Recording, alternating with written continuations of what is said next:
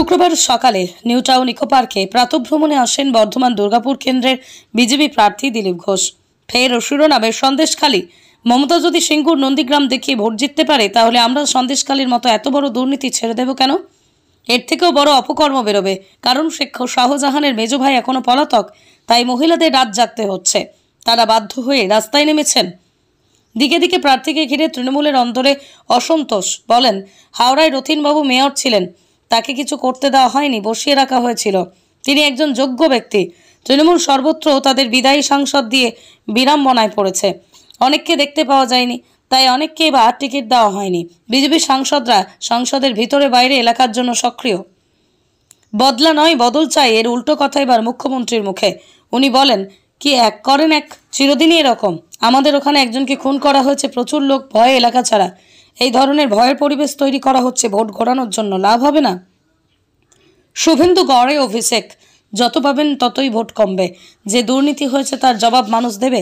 সাংসদের বিরুদ্ধে ডোমজুড়ে ক্ষোভ, সর্বত্র এক অবস্থা। মুসলিম সমাজ, যারা একসময় ওদের ব্লক ভোটার ছিলেন, তারা এবার ডিফেন্ড করছেন সব জায়গায়। রাজ্যপালের বিরুদ্ধে অল আউট তৃণমূল। এই যে মক ফাইট ওরা করছে, এটা লোক বিশ্বাস করে না। কি বললেন তিনি, শুনুন বিস্তারিত। নামধন্য ব্যক্তি, তিনি ওখানে কর্পোরেশনের মেয়র ছিলেন তাদের পার্টির, তাকে কিছু করতেই দেওয়া হয়নি। তিনি এবারে আমাদের ক্যান্ডিডেট হয়েছেন যোগ্য ব্যক্তি হিসাবে, হাওড়ার বক্তব্য তুলে ধরার জন্য পার্লামেন্টে যোগ্য ব্যক্তি। কিন্তু টিএমসি খালি ওখানে নয়, সব জায়গায় তাদের আর এমপিদের নিয়ে, তাদের ক্যান্ডিডেট নিয়ে ক্ষোভ আছে। কারণ ক্ষমতাশীল পার্টি আছে বলে তারা কিছু করেন না, অনেককে দেখতে পাওয়া যায় না, তাই অনেকের টিকিট কাটতে হয়েছে সিটিং এমপির। আর প্রশ্ন হচ্ছে যে বিজেপির এমপি কোথায়? বিজেপির এমপিরা লেগে আছে, পার্লামেন্টে আছে, এখানেও আছে, কিন্তু ওদের এমপিরা কোথায়? আমরা নয়, তাদের পার্টির লোকেরা আজকে প্রশ্ন তুলছেন, বিক্ষোভ দেখায়। এমনকি দেবের বিরুদ্ধেও বিক্ষোভ উঠেছে, কারণ তিনি ঘাটালেও যান না, তিনি পার্লামেন্টেও যান না। ঠিক একই কথা অভিষেক ব্যানার্জিও, তিনি যান না। সরকারি তন্ত্র দিয়ে যেটুকু কাজ করেন, সাধারণ মানুষের সঙ্গে কোনো সম্পর্ক থাকে না। কলকাতা আশপাশের সমস্ত এমপিদের একই ঘটনা, তাদের কর্মীদেরই খোঁজখবর নেন না। আজকে সুযোগ পেয়েছেন তারা, সেই প্রশ্ন তুলছেন।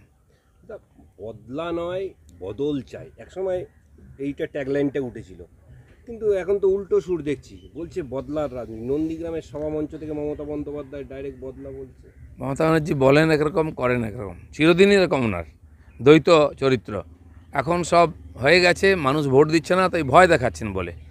আমার ওখানে বর্ধমানে মন্তেশ্বর এলাকায় একজনকে খুন করা হচ্ছে, বাকিদের ভয় দেখানো হচ্ছে। এখনও অলরেডি অনেক লোক ওই এলাকা ছেড়ে চলে গেছে, যারা আমাদের হয়ে কাজ করেছিল। তো এই ধরনের ভয়ের পরিবেশ আগের থেকে তৈরি করা হচ্ছে, যাতে ভোটটাকে প্রভাবিত করা যায়। কিন্তু আমি বলে দিচ্ছি, লোকে আর ঘুরেও টিএমসির দিকে তাকাবে না। যে মহিলাদেরকে 500 টাকা দিয়ে উনি কিনে নিয়েছেন, বলছেন 1000 টাকা দেবেন, তারা সবচেয়ে বেশি আজকে তার বিরুদ্ধে ভোট দিচ্ছেন, তারা সবচেয়ে বেশি বীতশ্রদ্ধ। কালকে মমতার পরে আজকে অভিষেক, শুভেন্দুর গড় বলে বারবার ওই জায়গাটাকে টার্গেট করা হচ্ছে, ওখান থেকে ভোট ছিনিয়ে নেওয়ার চেষ্টা।